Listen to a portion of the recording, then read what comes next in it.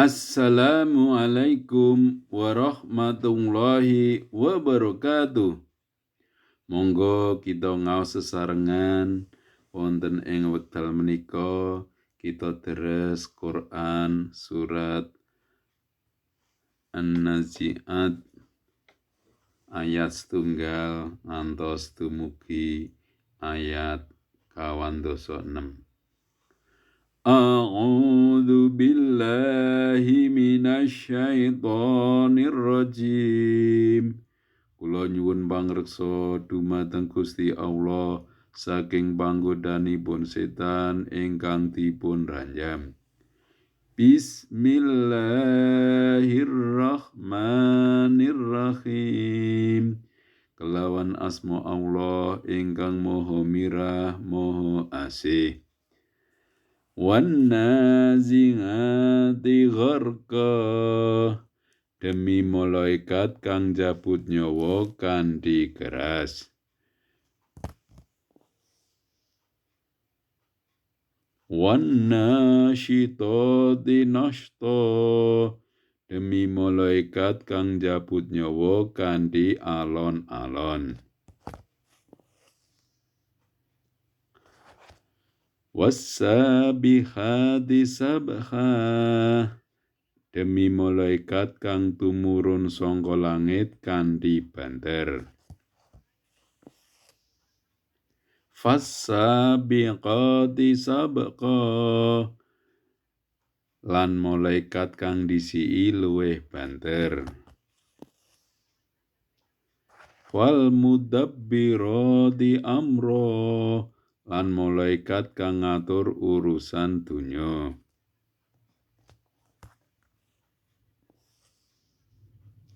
Yauma tarjufur rajifah. Yakti sira bakal ditangekake ana ing dina nalika srompet disebul sepisanan jagat dadi horeg. Tatba'u harratifah. Swara srompet sepisanan iku diterusake swara srompet kaping pindho. Qulubu yauma idzin wajifah. Atine manungsa ana ing wektu iku krasa wedi banget. Absaruha khashi'ah. Penyawange tumungkul. Yaquluna inna lamarduduna fil khafirah. Wong-wong kafir padha ngucap, apa to kita bener-bener bakal dibalekake ana ing panguripan kang dhisik? A idza kunna ngidhaman nakhirah. Apa to arep ditangakake uga menawa kita wis dadi balung-balung kang remuk?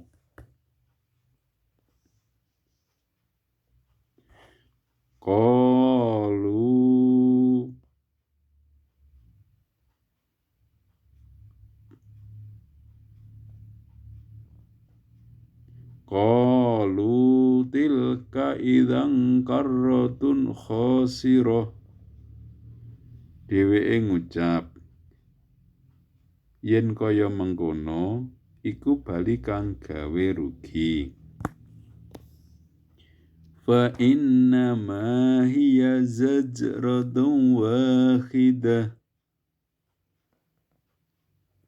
Mongko baline iku mung kanthi swara srompet sepisan wae. Fa idza hum bis-sahirah. Mongko saknalika iku dheweke urip maneh ana ing bumi kang anyar. Hal ataka haditsu Musa. Apa ta wis teka marang sira Muhammad riwayate Musa? Nadahu rabbuhu bil wadil muqaddasi tuwa. nalika pangeran nimbali Musa ana ing lembah suci yaiku lembah Tua.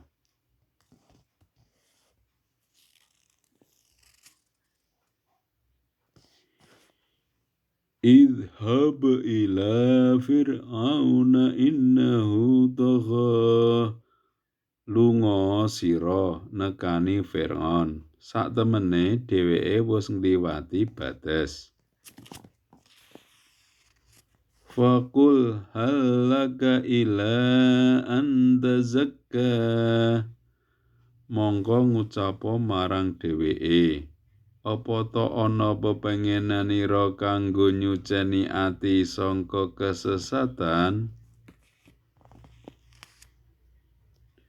Wa ahdiyaka ila rabbika fatakhsha. Lan sira bakal ingsun pimpin marang dalane pangeranira supaya sira wedi marang panjenengane.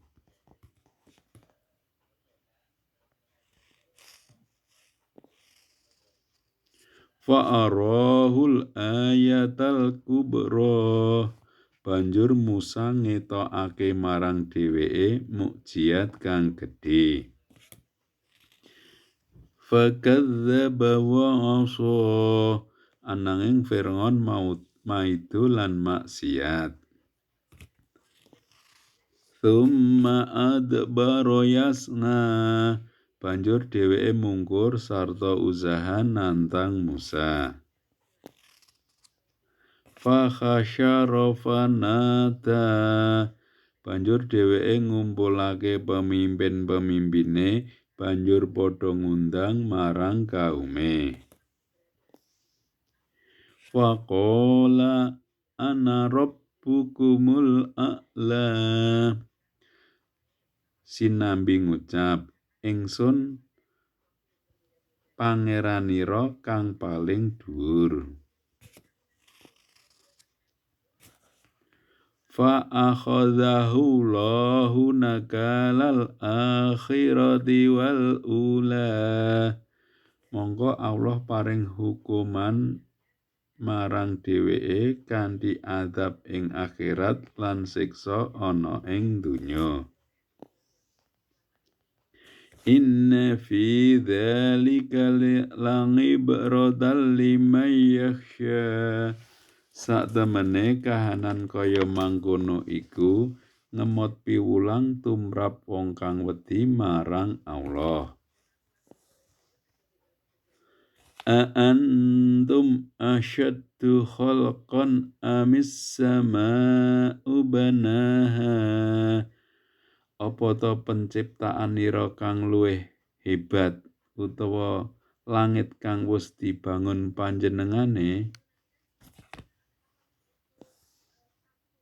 Rafa'a samkaha fasawwaha.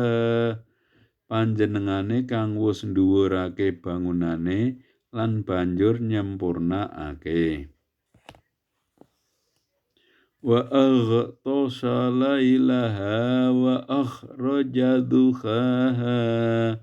Lan panjenengane ndadekake wengine dadi peteng lan ndadekake siange dadi padhang. Wal arda ba'da dzalika dakhaha. Lan sause iku panjenengane jembarake bumi.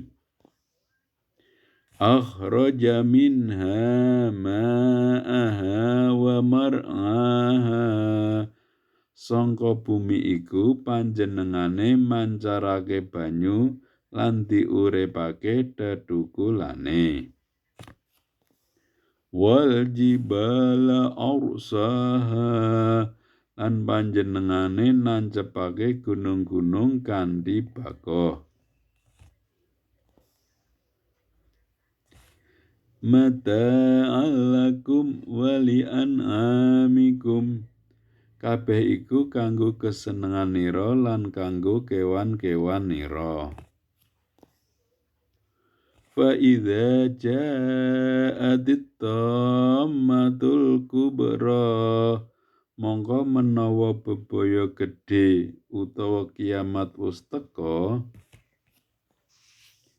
Yauma yatadzakkarul insanu ma sa'a.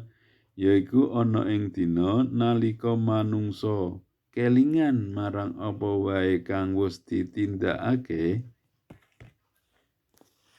Wa burrizatil jahimu liman yara.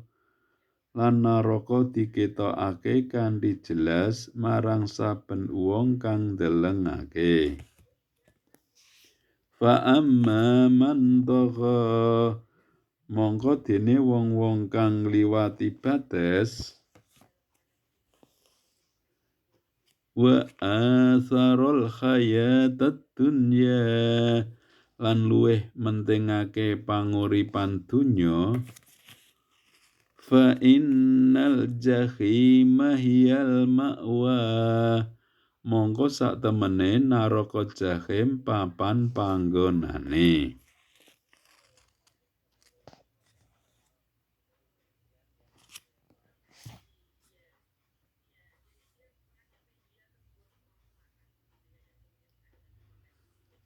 Wa amma man khafa maqama rabbih, lan dene wong-wong kang wedi marang keagungane pangerane.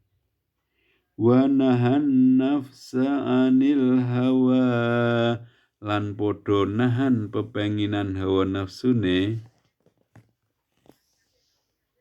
Fa innal jannata hiyal ma'wa, mongko yekti ana ing swarga papan panggonane. Yas'alunaka anis sa'ati ayyana mursaha. Dheweke wong-wong kafir takon marang sira Muhammad perkara dina kiamat. Kapan kedadeane kiamat iku? Fima anta min dzikraha, kanggo apa sira perlu nyebutake wektune? Ila rabbika muntahaha, marang pangeranira dibalekake kawusanane utawa ketentuan wektune. Innama anta mungdziru may yakhshaha, sira Muhammad mung aweh pepeling tumrap sapa wae kang padha wedi marang dina kiamat. Ka'annahum yauma yarawnaha lam yalbathu illa ashiyatan aw duhaha. Ana ing dina nalika dheweke ndelengake dina kiamat iku, sebab kahanane gegirisi dheweke rumangsa kaya-kaya mung sedhela banget urip ana ing donya, ana ing wektu sore utawa wektu esuk. Shadaqallahul azim. Assalamualaikum warahmatullahi wabarakatuh.